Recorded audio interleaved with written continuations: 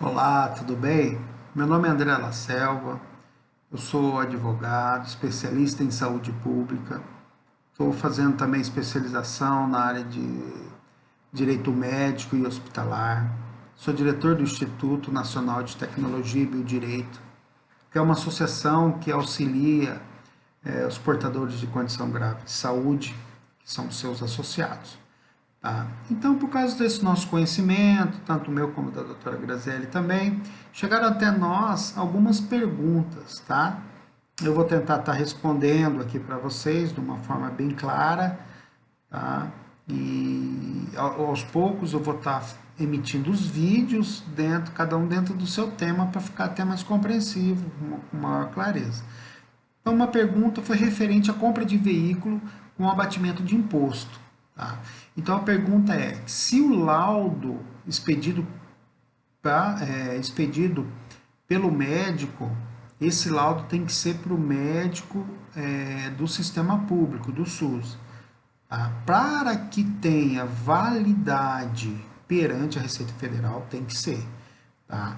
Então, primeiramente, ele vai passar por essa validação administrativa, e nessa validação administrativa exige-se sim que seja o médico vinculado ao sistema ou ao órgão, tá? Por quê? Porque existem muitas fraudes.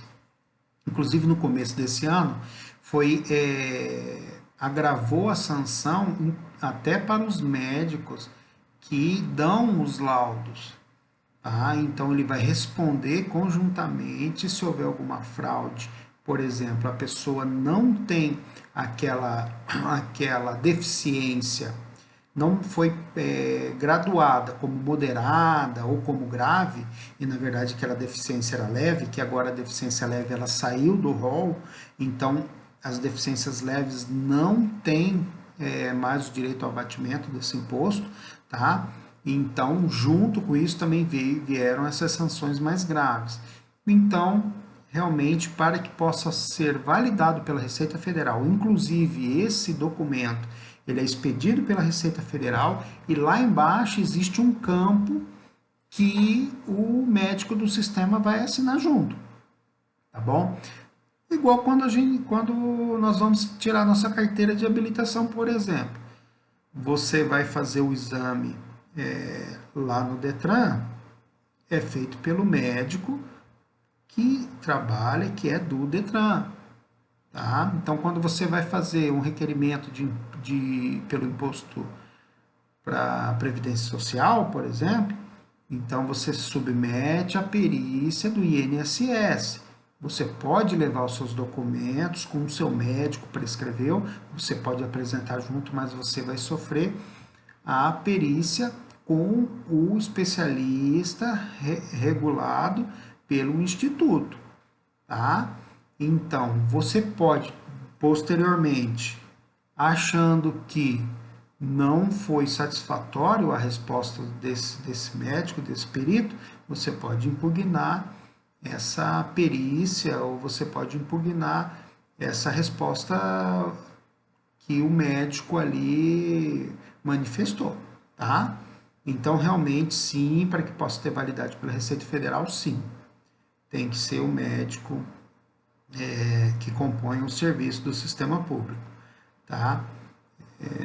Os documentos, dentro da mesma questão, os documentos do carro saem em nome de quem? E quem pode dirigir? O documento do carro sai em nome de quem tem a necessidade especial. Tá? Então, quem é o portador da necessidade, esse carro sai no nome dele. Quem pode dirigir? Você pode habilitar até 3 pessoas, então esse requerimento você também vai pegar pela Receita Federal, vai habilitar essas 3 pessoas, essas pessoas vão estar habilitadas a conduzir esse veículo, tá? E você vai emitir lá o mesmo sisteminha da Receita Federal, tá bom? E aí essa pessoa vai estar escrito, só que elas têm que morar na mesma cidade do portador da deficiência. Então, se essa pessoa mora em Campo Grande, os 3 condutores também têm que morar em Campo Grande, tá? Ainda dentro dessa mesma pergunta, na hora de vender o veículo, qual é o procedimento que precisa ser realizado? Bem, você tem um lapso de tempo para vender esse veículo. Tá? Então, você adquiriu ele, você não pode vender ele dentro de um tempo. Qual que é esse tempo? Cada alíquota tem o seu, tá? Se não me engano, o IOF é o que é o maior, parece que chega a 4, ICMS 2, tá? Isso aí, me desculpa, mas eu não sei precisar muito bem, mas eu sei que ele tem esse período. Você pode vender antes disso? Você pode vender antes disso, tá? Até porque é um bem que você tem, muitas vezes você precisa liquidar disso, você precisa de algum valor, algum dinheiro, você vai vender, tá? Mas como que é feito isso aí? Aí você vai na Receita Federal, fala com o delegado da Receita Federal, lá vão também te expedir um documento, você manifesta a necessidade, quais são o porquê que você precisa vender, vai manifestar ali, e aí você pode vender esse veículo. Agora, o comprador do veículo, ele pode ser uma pessoa que tenha também as necessidades especiais, então ele vai adquirir esse veículo e não vai precisar compor valor nenhum referente aos impostos que foram abatidos. Agora, se esse veículo for adquirido por pessoa que não tenha necessidade, ele vai ter que compor esse valor como se ele estivesse comprando sem esse benefício, tá? Então, ele coloca um dinheiro a mais, pagando essa diferença, aí é feito um cálculo lá, entendeu?